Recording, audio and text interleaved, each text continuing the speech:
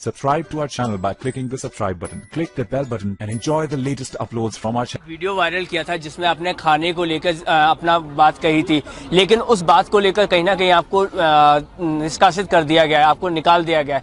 लेकिन क्या लगता है कि जो सरकार ने दावे किए थे, वादे किए थे कि अच्छे दिन आएंगे, अच्छे दिन आपको लगता है कि आएंगे? शायद इतिहास में सबसे बुरे दिन हमारे जवानों के लिए हैं। आज जवानों के सरेआम सर काटे जा रहे हैं। आप कश्मीर में देखोगे, इतिहास में कभी ऐसा ना हुआ जो हथियार लेके जवान खड़ा उसके ऊपर थप्पड़ मारा जा रहा, लातें मारी जा रही हैं और जवानों के सर काटे जा रहे हैं। जो जवान मुंह खोलता है, आपके सामने एग्जाम्पल मैं हूं, जो पूरे देश ने मेरा सपोर्ट किया, उसके बावजूद नहीं सरकार कमेटी। आज ये जवान रोडों पे भीख मांग रहे हैं, कोई वकील इनका केस नहीं ले रहा। सरकार के दबाव इतना है कि इनका जवानों केस लेने को होता है। आज हम भीख मांग के अपने बीवी बच्चों का गुजारा करने के लिए घूम रहे हैं। कहां से अच्छे दिन है, काहे के अच्छे दिन, हम ये पूछना चाहते हैं। सरकार ने सर्जिकल स्ट्राइक करी और पाकिस्तान पे बहुत सारे दावे कर रहे हैं कि हमने सर्जिकल स्ट्राइक करी। आपने कहा कि जवानों के सर कट रहे हैं और वहीं सरकार कह रही है कि हम एक के जगह 4 सर ला रहे हैं या सर्जिकल स्ट्राइक कर रहे हैं। तो ये क्या है? तो एक की जगह 4 से एक भी सर दिखाए सरकार। सर्जिकल जो सरकार ने स्ट्राइक की उस टाइम मैं वहां उसी पोस्ट के अंदर मौजूद था, मैं बता सकता हूं। मैं ये नहीं खुलासा करना चाहता सुरक्षा का मामला कैसी सर्जिकल, ये कोई नई बात नहीं है।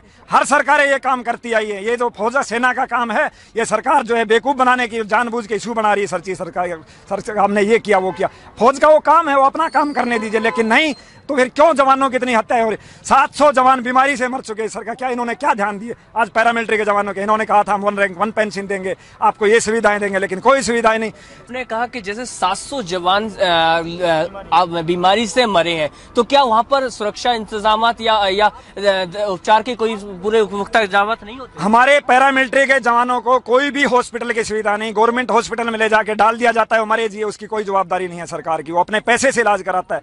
आपने देखा होगा गवर्नमेंट ने पीछे नक्सली हमला हुआ, कहा था कि 1-1 करोड़ देंगे। आज उन जवानों के परिवारों से पूछो, अभी तक पेंशन तक नहीं मिला। तो सरकार सब ये झूठे वादे कर रही है, पब्लिक को बेवकूफ बना रही है। ये जवान जितने भी जवान है, सब पीड़ित जवान है, सब डिसमिस फ्रॉम सर्विस। जय हिंद दोस्तों, मैं सेना सेवा कोर आर्मी सप्लाई कोर का जवान हूँ। मेरा नाम सिपाही जादव कमलेश कुमार गोकुल भाई है। मैं गुजरात सोमनाथ या जूनागढ़ डिस्ट्रिक्ट का रहने वाला हूँ। जो इंडियन आर्मी में हो रहा है, मैं जब छोटा था तब मेरा एक ही ध्येय था कि मैं इंडियन आर्मी में भर्ती हो जाऊं और देश की सेवा करूं। मगर मुझे ये नहीं पता था कि इंडियन आर्मी में भी जातिवाद होता होगा।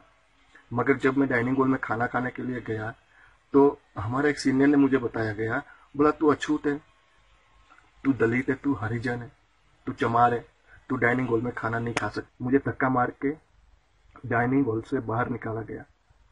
उसके बाद मैं हमारे कंपनी महोदय जो ऑफिसर कमांडिंग ओसी साहब को मेजर पुनीत शाह करके थे, तो मैं पुनीत शाह साहब के पास गया। मैंने बोला जय हिंद साहब। उसके रूम में गया डायरेक्टली मिलने के लिए। बोला हाँ जय हिंद।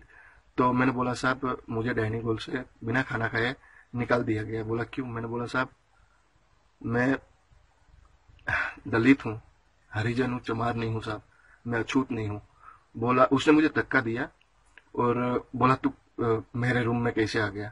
तू दलित है, तू अछूत है, तो तेरे आने से मेरा रूम अपवित्र हो गया, तू मेरे रूम में कैसे आया था? ऐसे करके उसने मुझे धक्का दिया और निकाल दिया। जिस तरह हमें भारत से वहाँ के जो फौजी जवान हैं वो अक्सर उनकी शिकायत की वीडियोज आ रही है, तो लगता है कि शायद भारतीय फौज में एक बेचैनी है, यानी अफसर में और जवान में एक बहुत फर्क है। तो पाकिस्तानी फौज का मैं चाहूंगा कि क्या माहौल है कि अफसर और जवान अक्सर मिल बैठ के खाते हैं, खासतौर पे इस किस्म के जो लाइन ऑफ कंट्रोल के एरिया, वर्किंग बाउंड्री या फील्ड में, या एक फर्क होता है अफसर और जवान में?